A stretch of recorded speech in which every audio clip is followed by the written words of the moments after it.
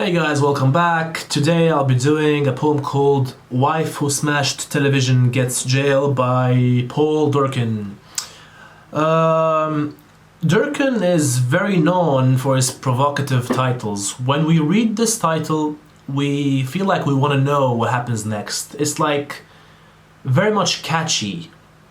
Consider some of like the other ones, like it says, one of the titles that he uses in his poems, like Making Love Outside Arras, and I can't pronounce the other word, it's in Irish, The Head Transplant, The Married Man Who Fell in Love with a Semi-State Body, and The Woman Who Keeps Her Breast in the Back Garden. All these titles make me want to read more and learn about. So this is one of the techniques, or I would say methods of the way he comes up with titles. He attracts the readers into learning more and wanting to know more about what the poem actually consists of. Maybe this is his key of becoming famous. Now, when I talk about this poem, it is structured as a piece of court report journalism, alright?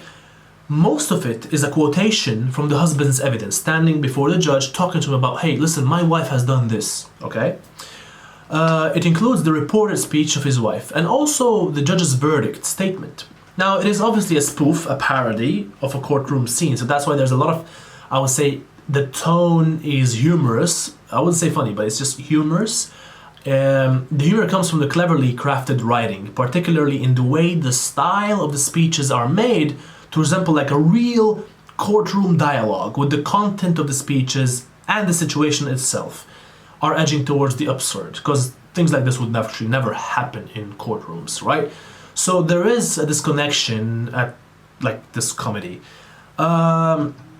Now, this is very important. The husband is careful to use the most obsequious form of court address. He says, my lord. Wow, okay. Every time he speaks to a judge, it's very much professional, right? Seems real. He cleverly, if ungrammatically, tries to paint himself in the best possible light. He's saying, listen, me and the kids were peaceably watching Koyak, all right? Notice that he's careful to introduce the term peaceably. So in contrast, through the imagery and language he uses, the husband portrays the wife to be unreasonable, violent, aggressive. Guess what is this like about the times where the poem was written? Very much different from the real way things were. Because usually, I mean, in every society in the world, it is usually the man who smashes television and gets jail, not the woman. So it's like the roles have been reversed here, right? He says she marched into the living room and declared she'd put her boot through the screen and smashed into television. So he portrays himself as the innocent, most reasonable guy who's just watching a show with his kids. He says, I had to bring the kids round to my mother's place. He introduces the irrelevance about his mother's liking of Koyak. Why would anyone do that in a courtroom, serious place? That's why there's a lot of humor. The way he uses the way he informs the judge about these meaningless things, all right? So this is like the way why he introduces the fact that his mother likes Koyak, probably to suggest that if the grandmothers of Ireland were fond of Koyak, there couldn't be much wrong with it. You get what I'm trying to say? So like he's justifying, he's like, it's very, very clever of him. Like he's justifying the fact that, hey, listen, my mom likes this, so I don't get why doesn't my wife, you know? So like, hey, there you go, a female likes it. It is a clever manipulation of the incident to show himself as the wronged party. So, to give his account added veracity, he is able to give the exact time of the incident. Remember, like when you're in the court, you gotta be very detailed, and he can even quote the words of Koyak, which kind of like, again, adds humor to the whole situation because it's very much irrelevant. And his corroborating evidence is linked to a police detective, albeit a fictional one. How surreal is that? But it's also very much humorous, all right? So there are a lot of elements of like how things will actually be in real life, but then it's in certain aspects very much humorous. The wife's reported speech is very much exaggerated. Like this would have never happened in real life.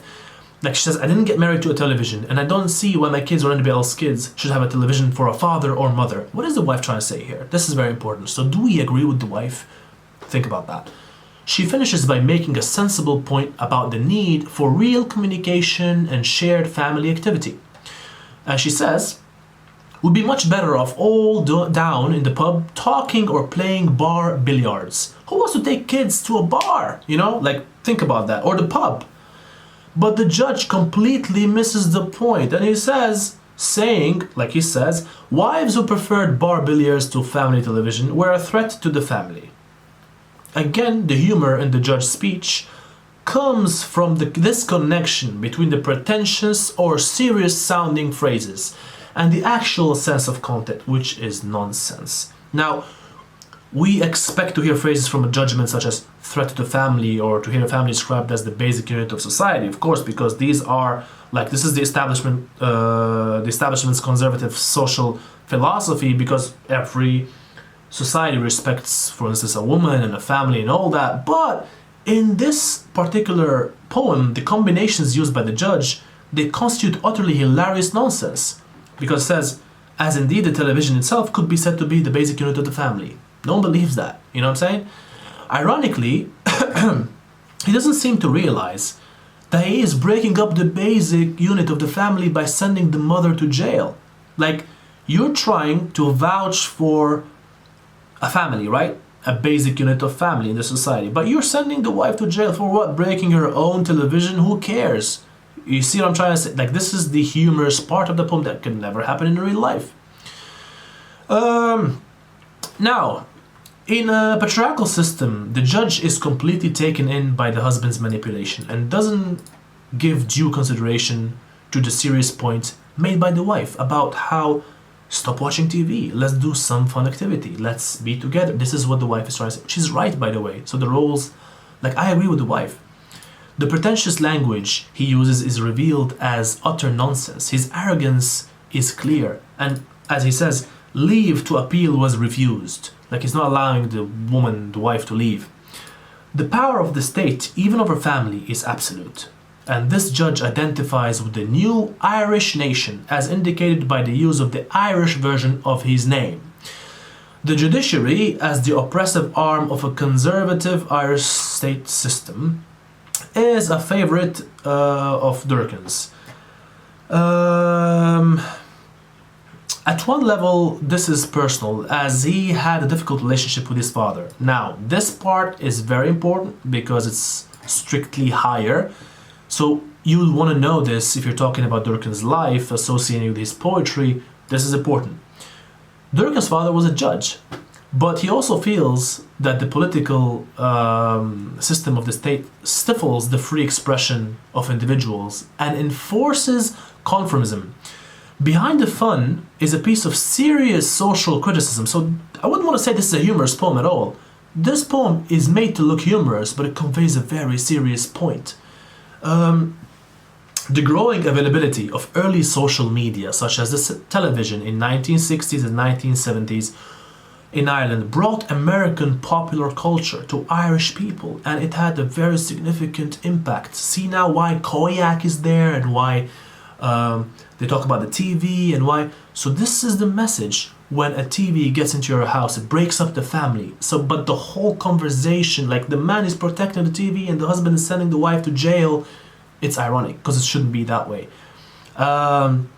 American expressions entered the everyday language in 1960s and 70s with the introduction of the TVs. So kind of like the Irish lost their way with the Americans because they interfered into, like, people start to become Americanized, you know?